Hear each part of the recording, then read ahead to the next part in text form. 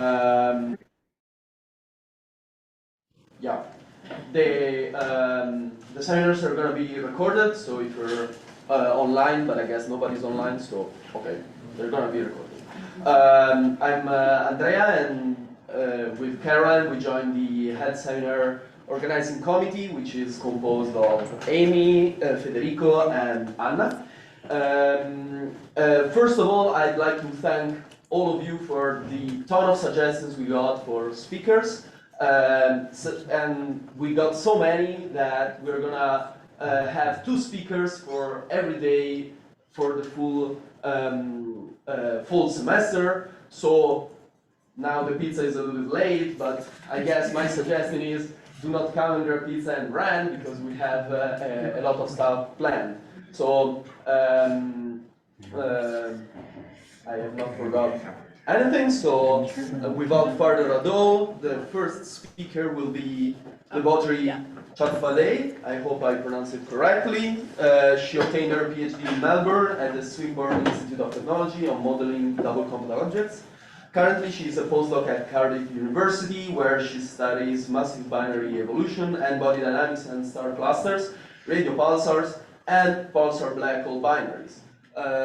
Her talk is going to be on double black hole mergers in nuclear star clusters, eccentricities, spins, masses, and the growth of massive seeds. So the field is yours, please.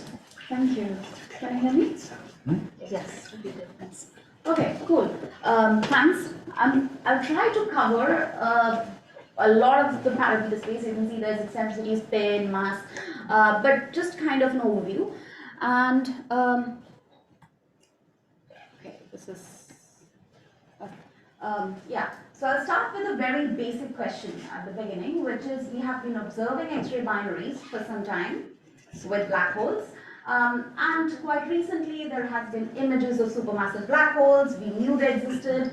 All's going great. I started wondering if I could be an astrophysicist in the early 2000s and everything. And even then, we would have artist impressions of black holes when I was growing up. So this is really cool that we see these objects. And I do work on gravitational waves. So I started my PhD in 2017. That was kind of the beginning of the era.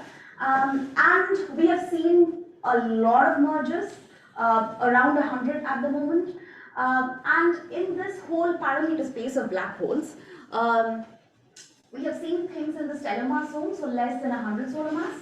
That's what I'll say about, that's what I would mean when I say stellar mass black holes.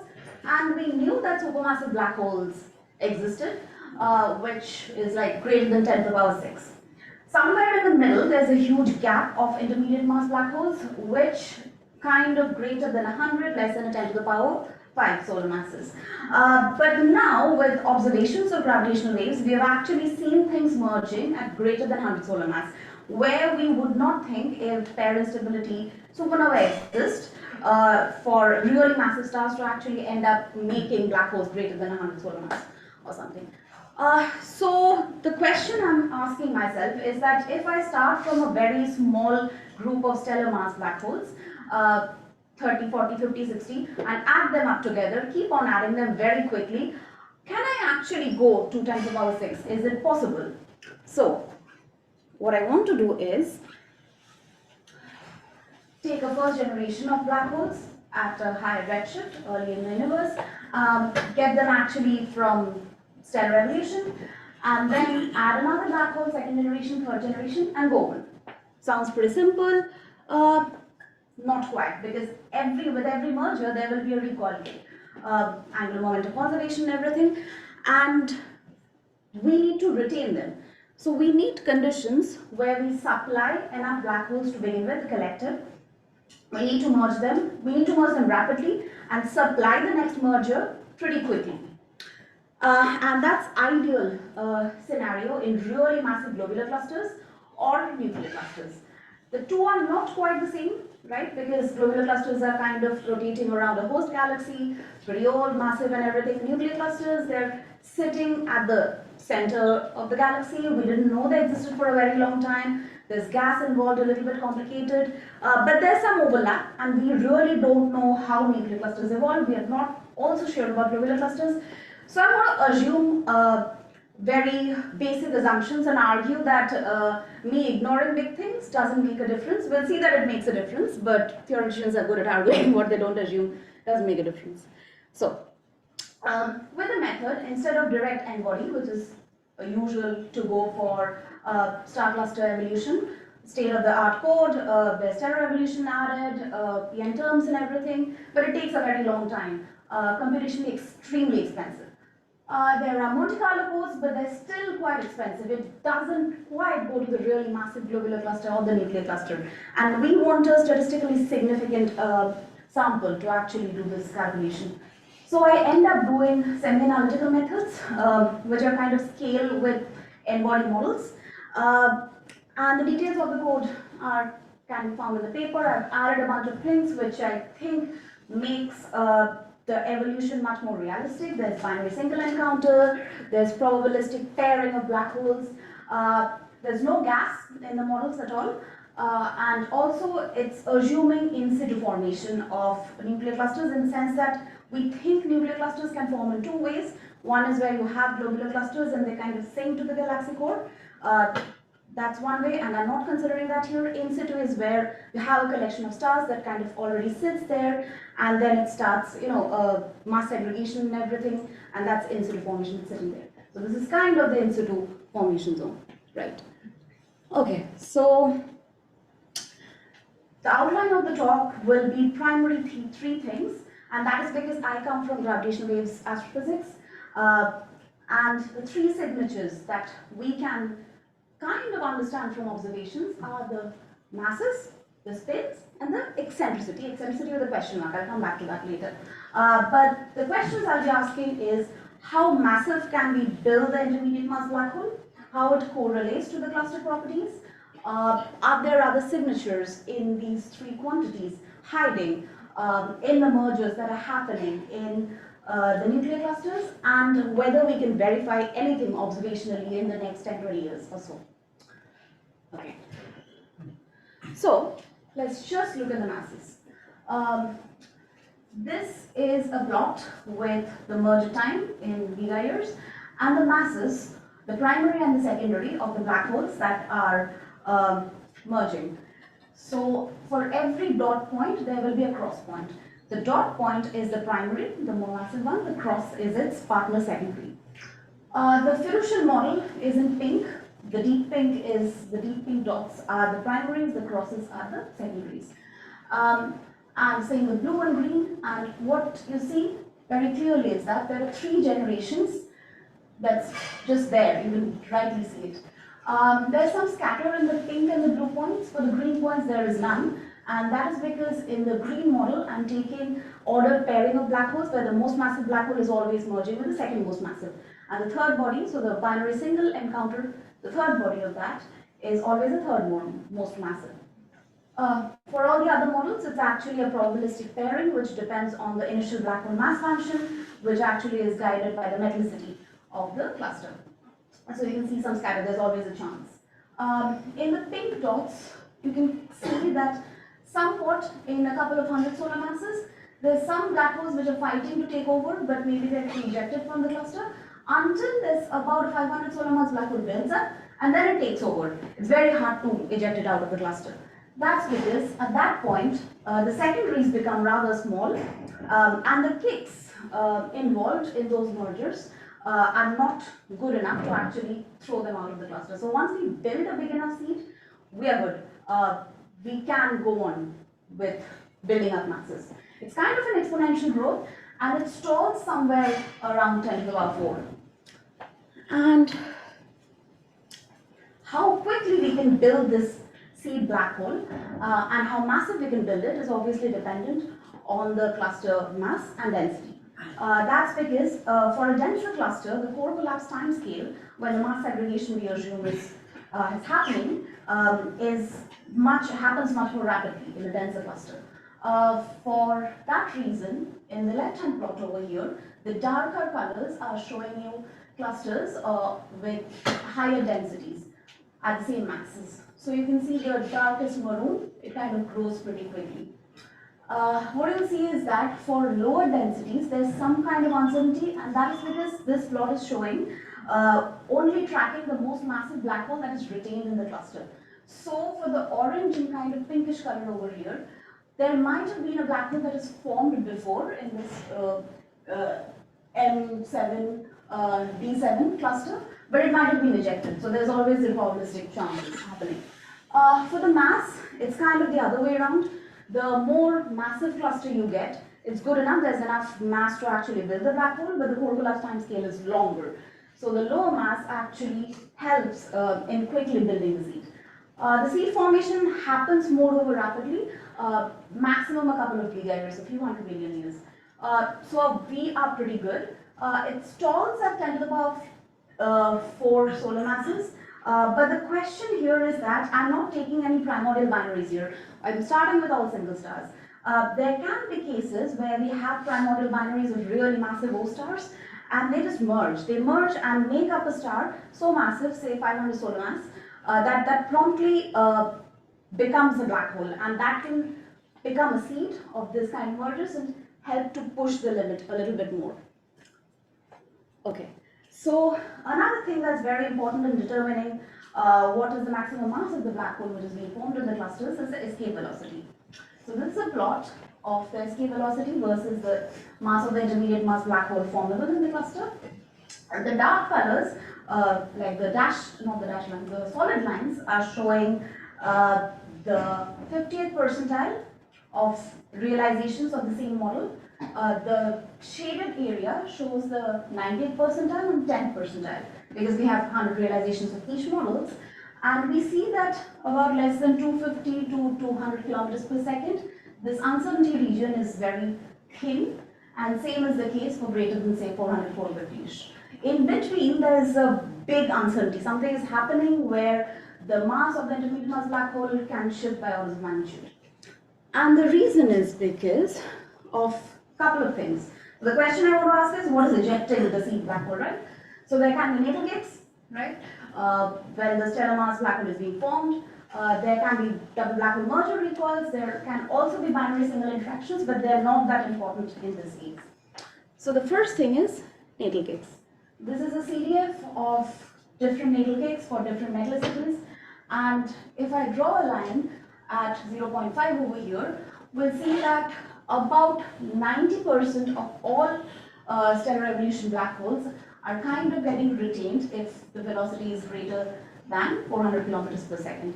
So if you are in a region of the parameter space where the escape velocity is greater than 400 kilometers per second, you are retaining a lot of the black holes. Whereas for 200, this number is sort of less than 80%-ish, a little less, first thing.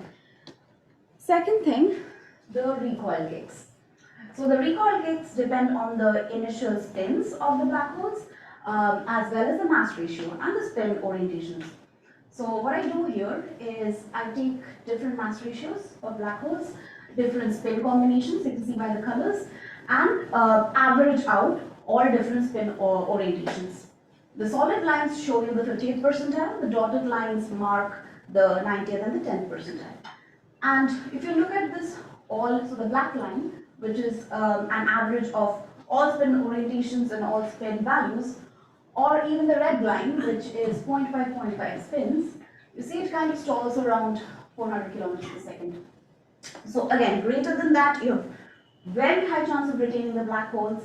For 200 kilometers per second, the line is kind of over here, where it's lesser than the 10th percentile in most cases, which means we are ejecting things. So it's a nice combination of chances that we have over here that both kind of overlaps at 400 kilometers per second, and we are retaining the seeds, and that helps us build things.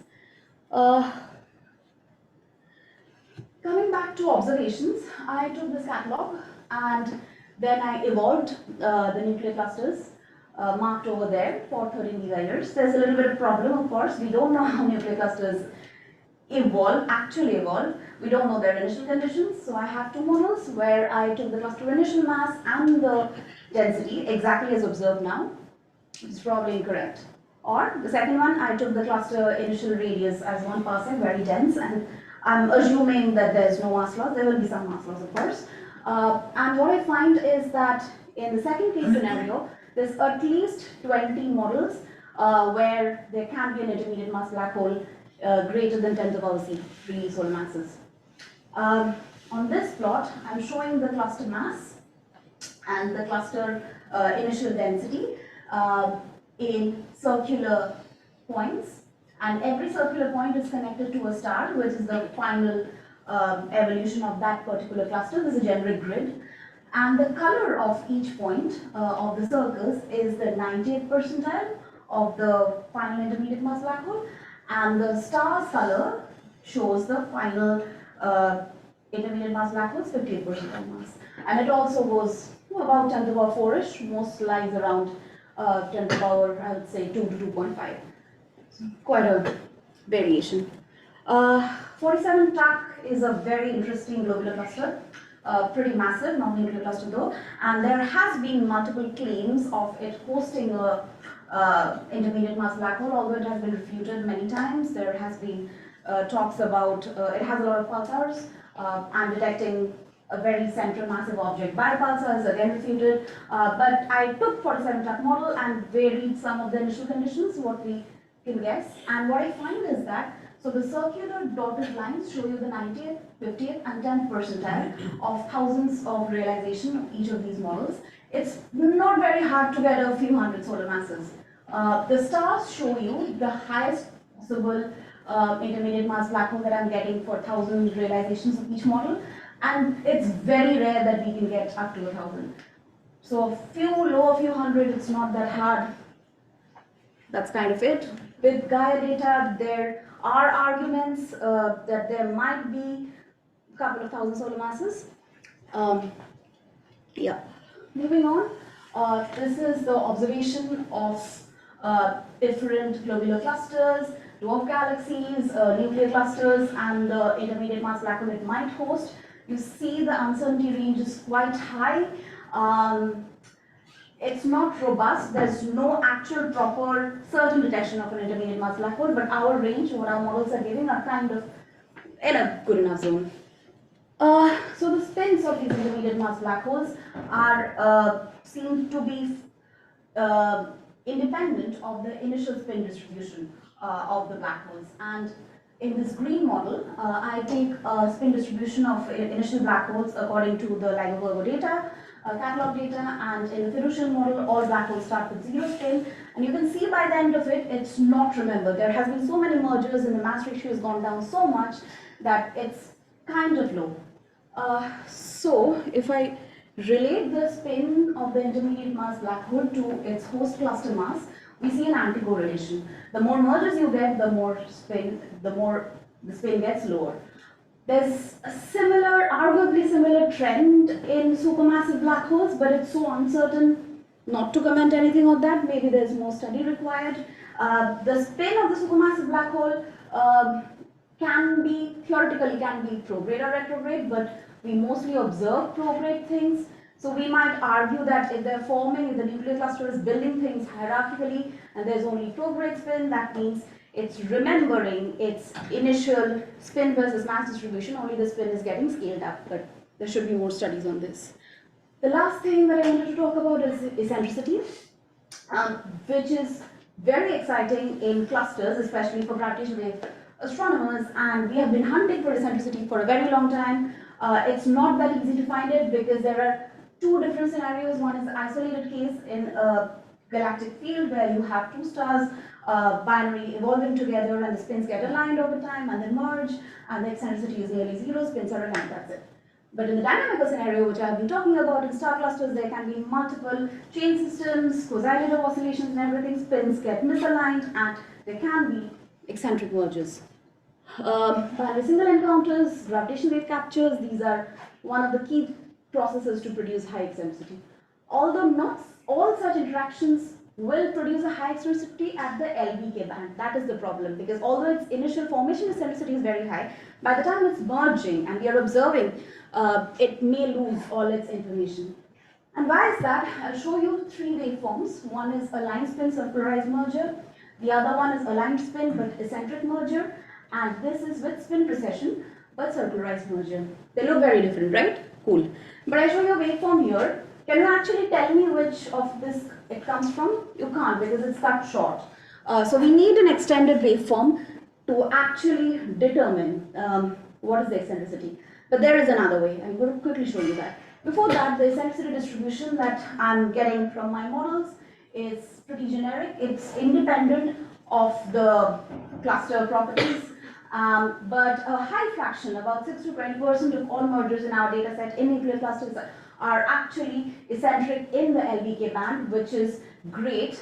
All these tiny single encounters, and that's because the velocity dispersion of nuclear clusters is rather high, which helps in gravitational wave mergers, and it's happening in young, dense clusters of high metallicity, which is a thumbs up for the current detectors. Maybe soon we'll find something. There's this big chunk line over here, which I say they're already forming at 10 Hertz, but we may miss them because they're already forming in the band and then quickly merging. Maybe they're observable by burst searches. So okay, a boundary can form at greater than 0.9 eccentricity, but it can get circularized or disguised as circular. But there can be a case where two black holes come very close in a very eccentric orbit, fly by, and then in the next one, it just merges in an inspiral. So this is the scale time by mass, and this is the second time derivative of strain. And this is an NR waveform that my colleague at Cardiff, Mark, produced. And what we can see is that in such scenarios, there will be a small bump associated with every inspiral. My colleagues at Cardiff are working at the LBK public data set. If they can relate the small bumps to these known inspiral mergers. So maybe there's a way. So I'll end with what the past, present, and future looks like. There will be a lot of detectors, LISA, ET, which can cover portions of this redshift versus mass space in black holes. A little bit problematic in the sense that LISA is more sensitive if the IMDHs are of similar mass ratios, but what we are seeing with this IMDH growth is in the IMRI zone, intermediate mass ratio zone. So is there a blind spot? What will happen? A big question. When I calculate the rates, what I find is that Cosmic Explorer, with its low frequency sensitivity, can potentially see 500 to 800 solar mass IMDHs merging with stellar mass black holes. So good, the rates are quite low, but the uncertainty, big uncertainty in the rate is actually coming from the unknown nucleated galaxy distribution of the universe rather than the unknown initial conditions, because I do quite a big calculation with different initial conditions in my paper. Yeah, and this is the QR code of the paper that I talked about, and thank you. Okay. Thanks for the nice talk. We have time for questions. Anybody? Yeah. So the rapid mergers are great for GW detections, but it also means that they'll spend very little time in this intermediate mass black hole phase. So for the EM astronomers, we're not likely to see them ever.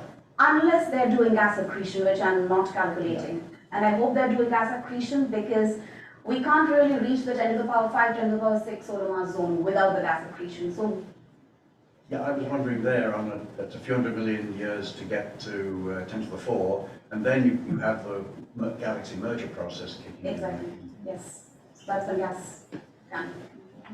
Anybody else? Questions online? No other questions? I have one. What is the distribution, mass distribution of the black holes who get kicks out of the clusters? That's a very good question. I don't have the plot here, but the plot should be there in my paper. It's kind of in the stellar mass zone. What I'm seeing is that as you go to higher escape velocities, less and less black holes merge outside. So the XC2 mergers kind of exponentially decrease as we go to higher escape velocities. At very low escape velocities, it kind of looks like the stellar mass distribution that LBK is observing. We can't really create, there's a 10 solar mass bump at the LBK dataset. We can easily create the 30 solar mass bump with globular clusters. and nuclear clusters, but there's a question about the 10 solar mass bump, which uncertainty is coming from the fact we don't know the initial primordial binary fraction of these clusters. If we add a lot of primordial binaries, these can potentially create it, but I'm not too fussed about it because there's isolated binary evolution which can easily create the 10 solar mass bump. Okay. Thank you so much. Okay, so let's move on to our next speaker.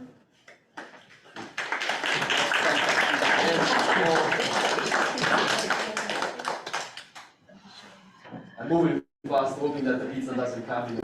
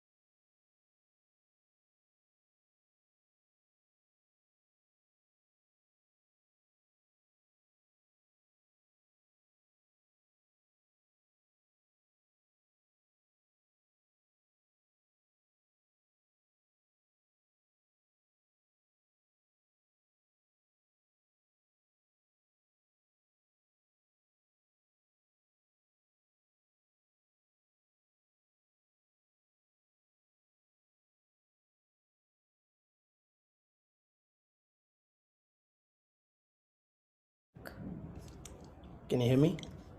Yes, that's good. Thank you. Thanks.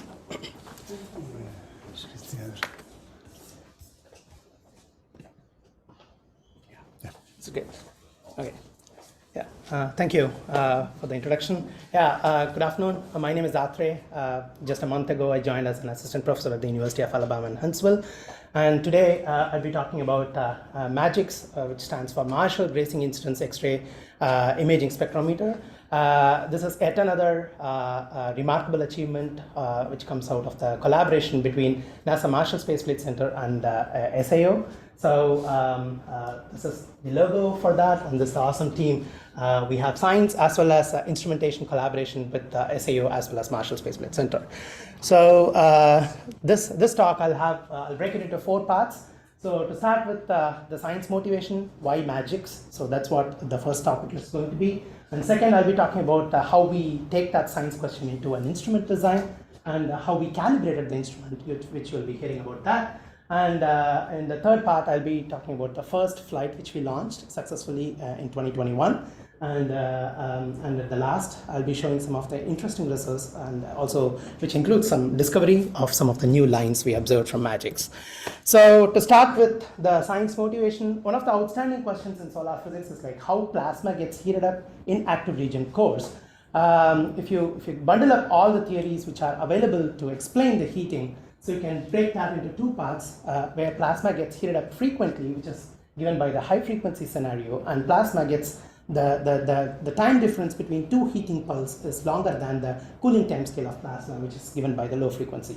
So people have done a lot of simulations using hydrodynamical models of the active regions, which are shown on either side of this slide, where you can see that you are expecting a distinct emission at higher temperatures. As you go for that, you can see lesser and lesser emission depending on which frequency scenario is being applied. That's what is shown on either side of it, from 6 megakelvin as well as 8 megakelvin. So the question which MaGIXS is trying to address is like, can we discriminate between these 2 competing scenarios? And that's what, using observations again. So that's what is the key which MaGIXS is trying to address. Okay. To do that, what is the discriminating observation we need?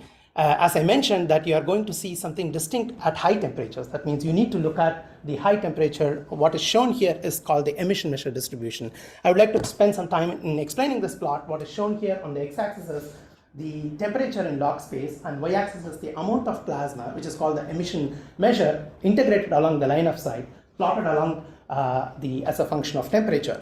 And this is an observation from one of the workhorse of solar observatory called Hinode, using extreme ultraviolet as well as soft X-ray, broadband X-ray images. And what you see here, the red curves, this tells you how much amount of plasma is present at those temperatures.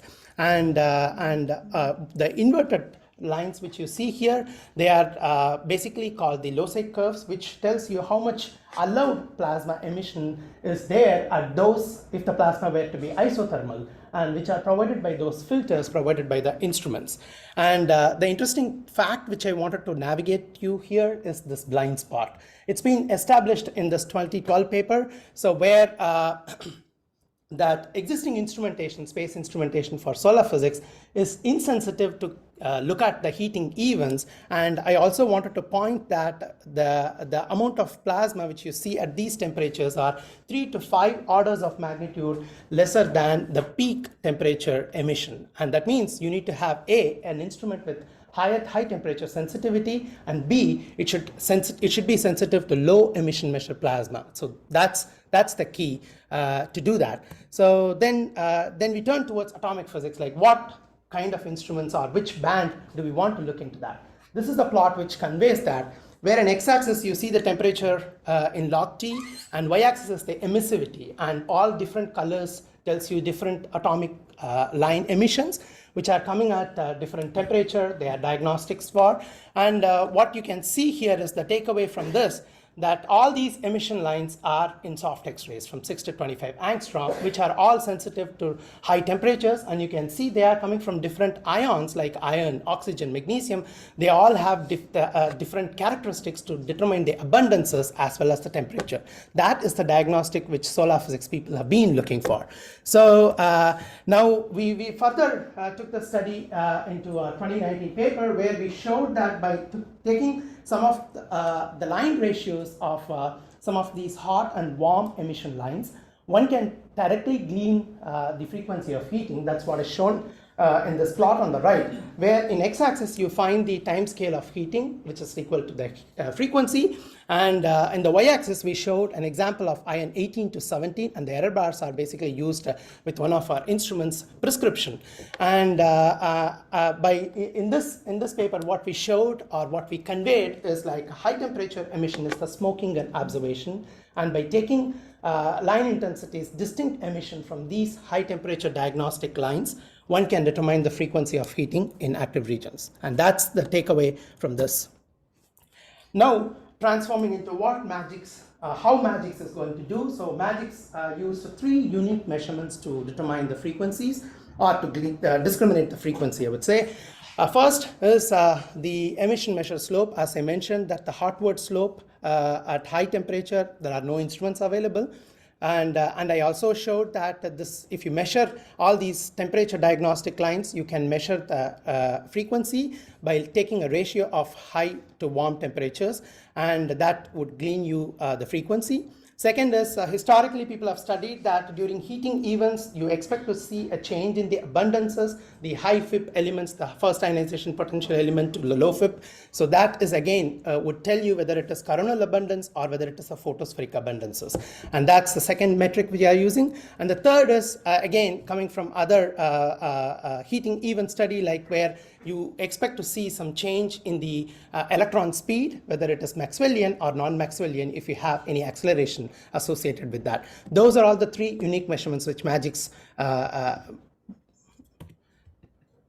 was trying to do. So this is the optical design of MaGIXS. Now, having seen what science MaGIXS could do, now we turn towards the instrumentation. It has 3 important components. First is the telescope section, second is spectrometer, and the third is the canvas section. Telescope section carried a Walter 1 X-ray mirror, which is, again, it's electroformed replicated nickel optics, the technology pioneered at Marshall Space Flight Center, and that sends the beam to a slot. Originally, MaGIXS was designed as a slit spectrograph, and further later we changed to a slot spectrograph, which is even more complicated. That was because of the development which we have done, many of our members here, including our PI from MaGIXS. So we have the inversion algorithms to decouple the spatial spectral overlaps. And because of that technology available, we changed from slit to a slot or wide slit imaging spectrograph. So, which I'll be talking about what the complications are. So the beam is passed through two spectrometer mirrors, which are again parabolic mirrors, again error-performed nickel optics from Marshall, which sends the beam to the variable line space grating, which disperses the beam onto a CCD, which is again built in-house, low noise, low power camera. So this is the first mission which uses deterministic polished X-ray mirrors for space application, which are ultra fine polished. So I can talk about it more, but in respect of time, so if you have any questions, I'd be happy to answer that. So as I mentioned before, this is a great partnership with SAO. So one of the challenge you can see here, all the optical elements are placed in series. Now imagine that you have a straw, you are keeping two straws, keeping away at 1 meter, 1 meter distance, I'm sorry. So 1 meter distance, and you have to align them. So that is something which is challenging. And you have all these 5 optical elements. You have, the ray has to go through so many steps, so many bounces. If there is any small change, one of my colleague, Patrick Champion, used to say, at this stage, everything is plastic. Though none of them are plastic, but you will see that a small deflection, you would see a huge change in your image quality. So that is what the challenging aspect of this design, which is a novel design. And we were able to do it because of our partnership with SAO. So the optical modules were aligned, and the optical modules to grating were aligned using optical systems here at SAO, and the assemblies were sent to Marshall. And we put them together and then tested them in X-rays using the 500-meter facility, X-ray beam facility at Marshall Space Flight Center, which was the heritage used for Chandra telescope. And here's a picture where we lifted MaGIXS and tried to push it into the 500-meter chamber. All of us were looking at it just to make sure that it doesn't fall. So our eyes were controlling that. So after doing X-ray alignment tests, the biggest challenge is to do calibration. We wanted to do the calibration on ground. This is the calibration summary. We used 3 different targets, calibration targets. You can see them labeled there. And from there, we got 8 lines, which are coming from first as well as second orders.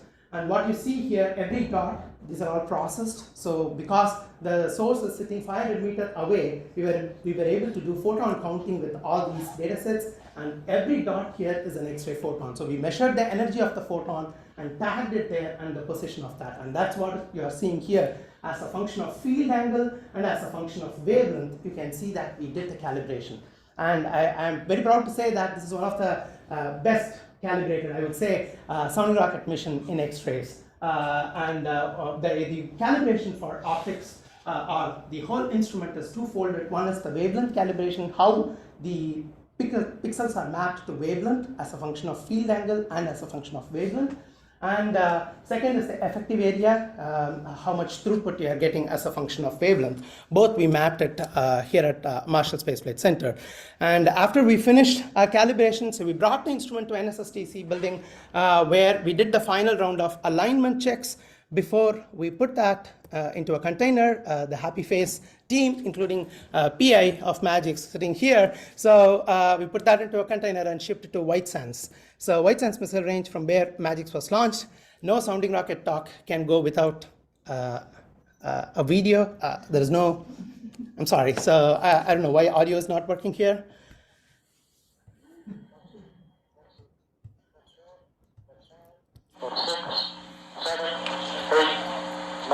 Sounding rockets are blink and miss. So this is the field which we observed, and the rectangle is the field of view of MaGIXS. And what you see here are the spatial features which you are seeing on the sun getting hit. So you can see every photon hit is registered on this, and that is what we have seen during our flight. And this is the summary. So we wanted to see this glorious active region, hot, bright. And we realized that we suffered some internal engineering into our system, like any other experiment. So we missed the hot, bright portion of the active region. However, we did see some of the interesting cool structure, or relatively cool structures, which gave us a lot of insights about this spatial spectral overlaps, as well as in X-rays, how to do that. And what I'm trying to navigate here are these two X-ray bright points which we observed on the northern side, and on the southern side we did see this silver line part of the active region. And again, I want to mention that this was coordinated with various other observatories, including NewStar and Hinode. AIA is always there. So we have plenty of good amount of data to compare this with this. Now, as I mentioned, that it's a slitless imaging spectrograph. So I just wanted to give a brief idea about what slitless and slit. So when you have a slit, which everyone, most of us are aware of it, so light is allowed to pass through a small slit where it is getting dispersed. So if there are no blends, then directly, if you know the wavelength of your pixels, then directly you can find how many photons you have received at a given wavelength. Whereas when you go for a wide slit imaging spectrometer, it's complicated because the light is getting dispersed from multiple spatial locations, and all of them are going to get added in a weird fashion onto your detector pixels. What you get is only this. But if you know how your instrument works, then it's a linear combination of all of them where one can directly take accounting of that. And that is one of the goals which is challenging. It's called the spatial spectral overlap. The spectra coming from different spatial regions are getting overlapped onto your detector pixels. So to do that, you need to have two important things. One is the instrumental response as well as your atomic physics.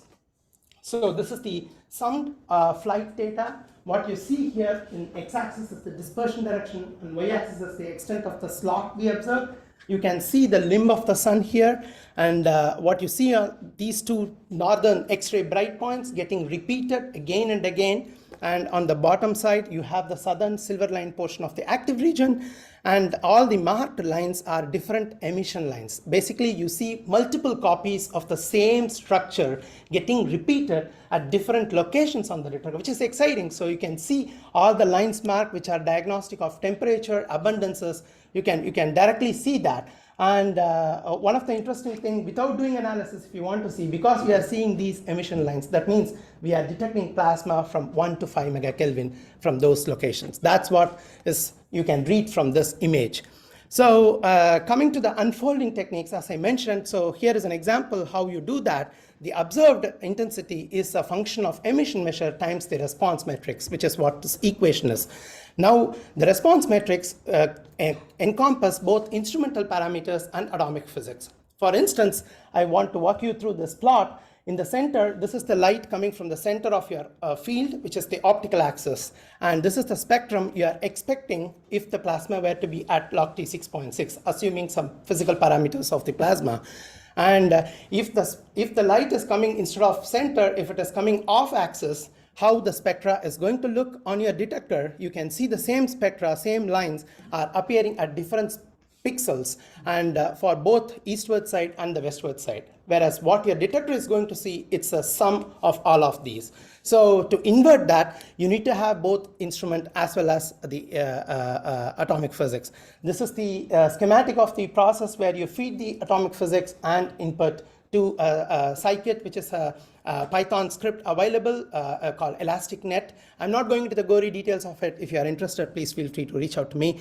And at the end, you get emission measure distribution at every pixel, which can be translated to fitted spectra and spectrally pure maps. And importantly, you can get a whole spectrum, including lines plus continuum, at every pixel on the field which we observed.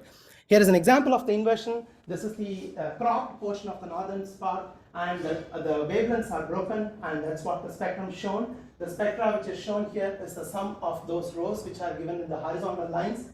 Interesting thing from the inversion is you can see the black line is the flight data and red is the inversion. The inversion is able to match all the intensities of bright emission lines as well as continuum, except near to this 15 angstrom. That was something which was interesting. So initially we thought of whether there is an instrumental artifact, so many things, and then we realized that there were some lines which were missing in Chianti database, which is being used by solar physicists, and those lines are interesting. And recently now we confirmed what you are seeing here is the green one is from the old inversion, black is the flight data, and red is the updated Chianti database, adding those lines into our system. And those lines are interesting. They are satellite lines of iron 16, and they are sensitive to electron temperature. That means you can measure electron and ionization temperature. Then you can understand if the plasma is in equilibrium or not. And it's not new because Chandra observed this. So you can see that this is the Chandra data. What you are seeing here is the 3C line of iron 17, followed by some of the satellite lines of iron 16. The point which I wanted to navigate here is you can see the ratio between the 3C and the satellite lines, what we have seen from the cool structure compared to the hot source which Chandra observed. And that is what is interesting for us to further probe into this. So to go into the science, just 2 more slides. So as I mentioned in the initial, that there are no instruments available and there is a blind spot at high temperature. MaGIXS is an eye opener. So you can see that here, some of the locations where this is the spot I considered, and you can see the loci curves where it is constraining the amount of plasma at these high temperature, which has low emission measures. And not going into the details, so all the 3 unique measurements which we wanted to measure, there are no significant iron 18 we measured, which points to high frequency. We didn't find any need to fit the photospheric abundances. Our models could be explained with coronal abundances.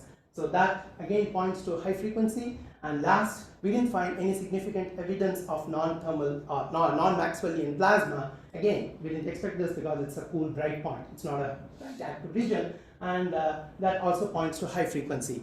Though we missed to see the hot bright active region, we are going again. Now we know how to do it. So we modified the optical design of MaGIXS to have a wide going bigger, better, and higher resolution. And we are going to launch next summer. With this, I'd be happy to take questions. I'll stop here. Thank you.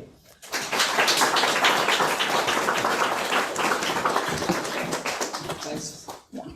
Thanks, Athiray, for the very interesting talk. Questions? Come on. A couple of questions, 3, and then pizza. So focus. A bit of a crude question, but what was the cost of the whole mission up to the first flight? It was about $5 million. Awesome. Thanks, Amy. Another question. $5 million in 11 years of my life. Yes, That cost is not added into those 5 million, right? So when you deconvolve the spectrum and blood image, do you take advantage of CCD spectral resolution itself, or it's not helpful at all?